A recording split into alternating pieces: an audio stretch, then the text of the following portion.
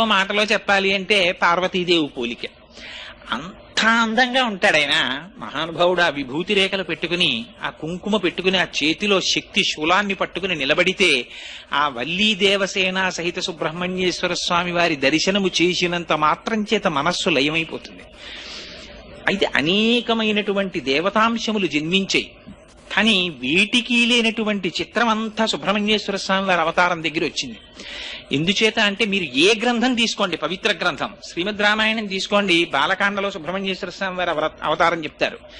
భారతం తీసుకోండి, సుబ్రహ్మణ్యేశ్వర స్వామి వారి గురించి చెప్తారు. వామన పురాణం తీసుకోండి, సుబ్రహ్మణ్యేశ్వర స్వామి వారి గురించి చెప్తారు.